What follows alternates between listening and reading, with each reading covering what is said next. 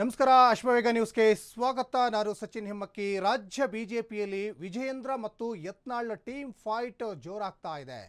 ಇನ್ನು Yatnal versus BY Vijayendra fight ಬಗ್ಗೆ ಗುಸುಗುಸು talk ಒಂದು ಕಡೆ ನಡೀತಾ ಇದೆ. ರಾಜ್ಯ ಬಿಜೆಪಿ ಪಾಳ್ಯದಲ್ಲಿ ಕಮಲ ಕಲಿಗಳ ಕಾದಾಟ ನಿನ್ನೆ ಮೊನ್ನೆಯ ಕಾದಾಟ ಅಲ್ಲ, ಬಹಳ ದಿವಸಗಳಿಂದಲೂ ಕೂಡ ನಡೀತಾ ಇದೆ. ಇದು ಸಾರ್ವಜನಿಕ ವಲಯದಲ್ಲೂ ಕೂಡ ಜಗಜ್ಜಾಹೀರಾಗಿದೆ. ಹಾಗಾದ್ರೆ ಹೈಕಮಾಂಡ್ ಯಾರ ಬೆನ್ನಿಗೆ ನಿಲ್ತಾರೆ? ಬಸನಗೌಡ ಪಾಟೀಲ್ ಯತ್ನಾಳ್ ಬೆನ್ನಿಗೆ ನಿಂತ್ರ ಹಾಗಾದ್ರೆ ಬಿಜೆಪಿಯ ಚಾಣಕ್ಯ ಯತ್ನಾಳ್ ಪರ ಬ್ಯಾಟ್ ಬೀಸಿದ್ರ ಹಾಗಾದ್ರೆ ಕೇಂದ್ರ ಗೃಹ ಮಂತ್ರಿ ಅಮಿತ್ ಶಾ, ರಾಜ್ಯ ಉಸ್ತುವಾರಿ ರಾಧಾ ಮೋಹನ್ ದಾಸ್ಗೆ ಹೇಳಿದ್ದೇನು ಹಾಗಾದ್ರೆ ಹೈಕಮಾಂಡ್? ರಾಜ್ಯ ಬಿಜೆಪಿ ಉಸ್ತುವಾರಿ ರಾಧಾ ಮೋಹನ್ ದಾಸ್ ಅಗ್ರವಾಲ್ಗೆ ಕಿವಿಮಾತು ಹೇಳಿದ್ದೇನು ಹಾಗಾದ್ರೆ BJP high command? Modi, Amit Shah, JP Nadda ಏನಂತ ಹೇಳಿದ್ರು ಹಾಗಾದ್ರೆ? ಹೈಕಮಾಂಡ್ ಯಾವ ಮದ್ದನ್ನ ಅರಿತಾ ಇದೆ ಹಾಗಾದ್ರೆ? ಇವರ ಕೋಪ ಯಾವಾಗ ಶಮನ ಆಗ್ತದೆ? ಆಲ್ರೆಡಿ ಹೈಕಮಾಂಡ್ ಅಂಗಳಕ್ಕೆ ಇವರ ಜಗಳ ಹೋಗಿ ನಿಂತಿತ್ತು. ಹೈಕಮಾಂಡ್ ಇಬ್ಬರ ಜಗಳವನ್ನು ಕೂಡ ಆಲಿಸಿದೆ. ಒಂದು ಕಡೆ ಯತ್ನಾಳ್ ವಿಜಯೇಂದ್ರ ವಿರುದ್ಧವಾಗಿ, ಕಾಂಗ್ರೆಸ್ ವಿರುದ್ಧವಾಗಿ, ವಕ್ಫ್ ವಿರುದ್ಧವಾಗಿ ಎಳೆಯಾಗಿ ಆರೋಪವನ್ನು ಮಾಡ್ತಾ ಇದ್ರು. ಇನ್ನೊಂದು ಕಡೆ BY ವಿಜಯೇಂದ್ರ ಯತ್ನಾಳ್ ವಿರುದ್ಧವಾಗಿ ವಾಗ್ದಾಳಿಯನ್ನು ಮಾಡ್ತಾ ಇದ್ರು. ವಕ್ಫ್ ವಿರುದ್ಧ ಹೋರಾಟಕ್ಕೆ ರಾಜ್ಯ ನಾಯಕರಿಗೆ ಅಗರ್ವಾಲ್ ಕರೆ ಕೊಟ್ಟಿದ್ದಾರೆ. ಇದಕ್ಕೆ ಪೂರಕವಾಗುವಂತೆ BY ವಿಜಯೇಂದ್ರ ಟೀಮ್ನಿಂದ ಹೋರಾಟ ಶುರು ಆಗುತ್ತಾ ಹಾಗಾದ್ರೆ? ಡಿಸೆಂಬರ್ 4ರಂದು ವಕ್ಫ್ ವಿರುದ್ಧ ಹೋರಾಟ ಶುರು ಮಾಡಿದ್ದಾರೆ ಆಲ್ರೆಡಿ BY ವಿಜಯೇಂದ್ರ ಟೀಮ್. ಹಾಗಾಗಿ ಮೊದಲ ಹಂತದಲ್ಲಿ ಯತ್ನಾಳ್ ಯಶಸ್ವಿ ಎನ್ನುವ ಚರ್ಚೆ. ವಕ್ಫ್ ವಿರುದ್ಧ ಹೋರಾಟಕ್ಕೆ ರಾಜ್ಯ ನಾಯಕರಿಗೆ ಅಗರ್ವಾಲ್ ಒಂದು ಕಡೆ ಕರೆ ಕೊಟ್ಟಿದ್ದಾರೆ. ಆಲ್ರೆಡಿ ವಿಜಯೇಂದ್ರ ಟೀಮ್ಗಿಂತನೂ ಮೊದಲೇನೆ ಒಂದು ಹೆಜ್ಜೆ ಮುಂದೆ ಇಟ್ಟು ಬಸನಗೌಡ ಪಾಟೀಲ್ ಯತ್ನಾಳ್ ಬೀದರ್ನಿಂದ ಪ್ರಾರಂಭ ಮಾಡಿದ್ರು.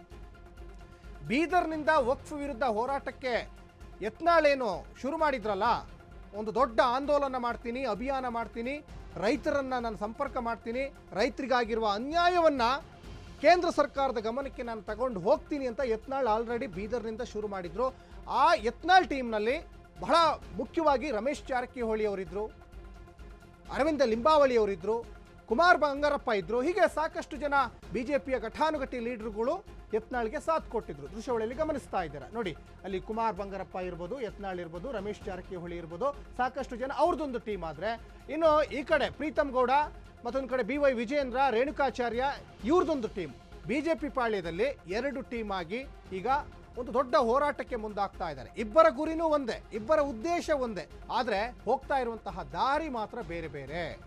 ಇಲ್ಲಿ ಯತ್ನಾಳ್ ನಾನು ಬೇರೆ ದಿಕ್ಕಲ್ಲಿ ಹೋಗ್ತೀನಿ ಅಂತ ಒಂದು ಕಡೆ ಆದರೆ, ವಿಜಯೇಂದ್ರ ನಾನು ಇನ್ನೊಂದು ದಿಕ್ಕಲ್ಲಿ ಹೋಗ್ತೀನಿ. ಇವ್ರ ಉದ್ದೇಶ ಒಂದೇ, ವಕ್ಫ್ ವಿರುದ್ಧ ಹೋರಾಡಬೇಕು, ರೈತರಿಗಾಗಿರುವ, ಮಠಾಧೀಶರಿಗಾಗಿರುವಂತಹ ಅನ್ಯಾಯವನ್ನು ನಾವು ಸರಿಪಡಿಸ್ತೀವಿ, ಕಾಂಗ್ರೆಸ್ನ ಸೊಕ್ಕು ಮುರಿತೀವಿ. ಉದ್ದೇಶ ಒಂದೇ ಇದೆ, ಆದರೆ ಹೋಗ್ತಾ ಇರುವಂಥ ದಾರಿ ಮಾತ್ರ ಇಲ್ಲಿ ಬೇರೆ ಬೇರೆ ಆಗ್ತಾ ಇದೆ. ಇನ್ನು ಮೊದಲ ಹಂತದ ಯಶಸ್ವಿ ಬಳಿಕ ಅಗ್ರೆಸಿವ್ ಆದ್ರ ಹಾಗಾದ್ರೆ ಯತ್ನಾಳ್ ಹೈಕಮಾಂಡ್ ಎಲ್ಲ ಒಂದ್ ಕಡೆ ಅವ್ರ ಬೆನ್ನಿಗೆ ನಿಂತಂತೆ ಕಾಣಿಸ್ತಾ ಇದೆ. ಯಡಿಯೂರಪ್ಪ, BY ವಿಜಯೇಂದ್ರ ಕೋಟೆಯಲ್ಲಿ ಸಮಾವೇಶಕ್ಕೆ ಪ್ಲಾನ್ ಮಾಡಿದ್ರ ಹಾಗಾದ್ರೆ ಯತ್ನಾಳ್? ಲಿಂಗಾಯತ ಸಮಾವೇಶ ನಡೆಸಲಿಕ್ಕೆ ಯತ್ನಾಳ್ ಅಂಡ್ ಟೀಮ್ ಚಿಂತನೆ ನಡೆಸ್ತಾ ಇದೆ. ಶಿಕಾರಿಪುರ ಸೊರಬದಲ್ಲಿ ಲಿಂಗಾಯತ ಸಮಾವೇಶಕ್ಕೆ ಚಿಂತನೆ, ಬಿಜೆಪಿಯ ಬೆಲ್ಟ್ ಅದು. ಆ ಮೂಲಕ BSY BY ವಿಜಯೇಂದ್ರ ಅವರ ಒಂದು ಕೋಟೆಗೆ ಲಗ್ಗೆ ಇಡ್ಲಿಕ್ಕೆ ಹೇಳಿ ಕೇಳಿ BS ಯಡಿಯೂರಪ್ಪ ಮತ್ತು BY ವಿಜಯೇಂದ್ರ ಅವರ ಒಂದು ತವರು ಜಿಲ್ಲೆ ಅದು. ಅವರಿಗೆ ರಾಜಕೀಯವಾಗಿ ಸಾಕಷ್ಟು ಹೆಸರು ತಂದುಕೊಟ್ಟಂತಹ ಕ್ಷೇತ್ರ ಶಿವಮೊಗ್ಗ ಕ್ಷೇತ್ರ, ಶಿಕಾರಿಪುರ ಕ್ಷೇತ್ರ. ಶಿಕಾರಿಪುರ ಅವರ ಒಂದು ರಾಜಕೀಯವಾಗಿ ಅವರಿಗೆ ಒಂದು ಮರುಜೀವ ಕೊಟ್ಟಂತಹ ಕ್ಷೇತ್ರ.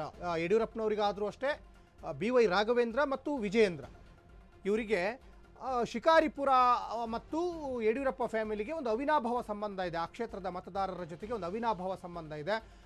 ಈಗಾಗಲೇ ಹ್ಯಾಟ್ರಿಕ್ ಸಾಧನೆ ಮಾಡಿದ್ದಾರೆ ಯಾರು? BY ವಿಜಯೇಂದ್ರ 2 ಬಾರಿ ಗೆದ್ದಿದ್ರು, ಈಗ ಮತ್ತೊಮ್ಮೆ ಗೆದ್ದಿದ್ದಾರೆ. ಹಾಗಾಗಿ ಒಂದು ಅಭೂತಪೂರ್ವ ಗೆಲುವು ಆ ಭಾಗದಲ್ಲಿ ಯಡಿಯೂರಪ್ಪ ಫ್ಯಾಮಿಲಿಗೆ ತಂದು ಕೊಡ್ತಾ ಇದೆ. ಯಾಕಂದರೆ ಸಂಪೂರ್ಣವಾಗಿ ಶಿವಮೊಗ್ಗ ಬೆಲ್ಟ್ ಯಡಿಯೂರಪ್ಪನವರ ಪರವಾಗಿದೆ. ಇಂತಹ ಯಡಿಯೂರಪ್ಪನವರ ಪರವಾಗಿರುವ ಕ್ಷೇತ್ರದಲ್ಲಿ ಯತ್ನಾಳ ಲಗ್ಗೆ ಇಡ್ತಾ ಇದ್ದಾರೆ. ಇಲ್ಲಿ ಇನ್ನೊಂದು ವಿಚಾರ ಅಂದರೆ, ಯಡಿಯೂರಪ್ಪನವರು ಕೂಡ ಲಿಂಗಾಯತ ಸಮುದಾಯದ ಪ್ರಬಲ ಲೀಡರ್, ಬಸನಗೌಡ ಪಾಟೀಲ್ ಯತ್ನಾಳ್ ಕೂಡ ಲಿಂಗಾಯತ ಸಮುದಾಯದ ಪ್ರಬಲ ಲೀಡರ್. ಇಬ್ಬರು ಲಿಂಗಾಯತ ನಾಯಕರ ನಡುವೆ ಈಗ ಬಿಗಿ ಫೈಟ್ ನಡೀತಾ ಇದೆ. ಹಾಗಾದರೆ ಜನ ಯಾರ ಹೋರಾಟವನ್ನು ಮೆಚ್ಕೊಳ್ತಾರೆ? ಯಾರ ಹೋರಾಟಕ್ಕೆ ಈಗ ಜೈ ಅಂತಾರೆ? ಇದು ಬಹಳ ಮುಖ್ಯವಾಗಿರುವಂತಹ ವಿಚಾರ. ಇನ್ನು ಯತ್ನಾಳ್ಗೆ ಉನ್ನತ ಮಟ್ಟದ ಸ್ಥಾನಮಾನ ಬಿಜೆಪಿ ಹೈಕಮಾಂಡ್ ಇಂದ ಈಗ ಉನ್ನತ ಮಟ್ಟದ ಸ್ಥಾನಮಾನ ಸಿಗುತ್ತಾ? ಹಾಗಾದ್ರೆ ರಾಷ್ಟ್ರ ಮಟ್ಟದಲ್ಲಿ ನಾಯಕತ್ವ ಸಿಗುವ ಚರ್ಚೆ ಆಗ್ತಾ ಇದೆ. RSS ಬ್ಯಾಕ್ಗ್ರೌಂಡ್ ಇಂದ ಬಂದಂತವರು ಯತ್ನಾಳ್ ಪ್ರಧಾನ ಕಾರ್ಯದರ್ಶಿಯೋ ಅಥವಾ ಕಾರ್ಯದರ್ಶಿಯೋ, ಬೇರೊಂದು ರಾಜ್ಯದ ಉಸ್ತುವಾರಿ ಹೊಣೆಯೋ? ಹಾಗಾದ್ರೆ ಎಲ್ಲೆಲ್ಲಿ ಬಿಜೆಪಿ ಗೆದ್ದಿದೆಯಲ್ಲ ಅಲ್ಲಿಗೆ ಯಾವ್ದಾದ್ರು ಒಂದು ಉಸ್ತುವಾರಿ ಕೊಡ್ಬೋದಾ? ಯತ್ನಾಳ್ ಕುರಿತು ಹೈಕಮಾಂಡ್ ಅಂಗಳದಲ್ಲಿ ಚರ್ಚೆ ಆಗ್ತಾ ಇದೆ. ಯಾಕಂದ್ರೆ ಬಿಜೆಪಿ ಪಾಳ್ಯದ ಫೈರ್ ಬ್ರ್ಯಾಂಡ್ ಅಂತ ಕರೀತಾರೆ. ಮೂಲಗಳ ಪ್ರಕಾರ ಜನವರಿ ಅಂತ್ಯದ ವೇಳೆಗೆ ಸ್ಥಾನಮಾನ ಸಿಗುವಂತ ಸಾಧ್ಯತೆ ಇದೆ. ಅಂದ್ರೆ 2025 ಹೊಸ ವರ್ಷದ ಕೊನೆಯ ವಾರದಲ್ಲಿ ಒಂದು ಅವಕಾಶ ಸಿಗುವಂತಹ ಸಾಧ್ಯತೆ ಇದೆ ಅಂತ ಬಿಜೆಪಿ ಹೈಕಮಾಂಡ್ ಮಟ್ಟದಲ್ಲಿ ಒಂದಿಷ್ಟು ಚರ್ಚೆಗಳಾಗ್ತಾ ಇದ್ದಾವೆ. ಆ ಚರ್ಚೆಯ ಮುಖೇನವಾಗಿ ಬಸನಗೌಡ ಪಾಟೀಲ್ ಯತ್ನಾಳ್ಗೆ ಒಂದು ಜಾಕ್ಪಾಟ್ ಹೊಡೆಯುತ್ತಾ, ಲಾಟ್ರಿ ಹೊಡೆಯುತ್ತಾ, ಅದೃಷ್ಟ ಕುಲಾಯಿಸುತ್ತಾ, ಹೀಗೆ ಹಲವಾರು ವ್ಯಾಖ್ಯಾನಗಳನ್ನು ಈಗ ಮಾಡಲಾಗ್ತಾ ಇದೆ. ಯಾಕಂದರೆ ಎಲ್ಲವನ್ನೂ ಸೂಕ್ಷ್ಮವಾಗಿ ಗಮನಿಸ್ತಾ ಇದ್ದಾರೆ. ಯತ್ನಾಳ್ನ ಉಚ್ಚಾಟನೆ ಮಾಡಿ ಅಂತ ಒಂದು ಕಡೆ BY ವಿಜೇಂದ್ರ ಟೀಮ್ನಲ್ಲಿ ಸಾಕಷ್ಟು ಜನ ಹೇಳ್ತಾ ಇದ್ದಾರೆ. ಮೈಸೂರು ಮಂಡ್ಯ ಭಾಗದ ಕಾರ್ಯಕರ್ತರು ಹೇಳಿದ್ರು, ರೇಣುಕಾಚಾರ್ಯ ಹೇಳಿದ್ರು, ಇವರೆಲ್ಲ ಹೇಳಿದ ತಕ್ಷಣ ಉಚ್ಚಾಟನೆ ಮಾಡೋಕ್ಕಾಗ್ತದಾ? ಅವರು ಕೂಡ ಹೋರಾಟ ಮಾಡ್ತಾ ಇದ್ದಾರೆ. ಅವ್ರ ಹೋರಾಟ, ಅವರ ಉದ್ದೇಶ ಕರೆಕ್ಟ್ ಅಲ್ಲದೆ, ಹಾಗಾಗಿ ಹೈಕಮಾಂಡ್ ಎಲ್ಲವನ್ನು ಕೂಡ ಸೂಕ್ಷ್ಮವಾಗಿ ಗಮನಿಸ್ತಾ ಇದೆ.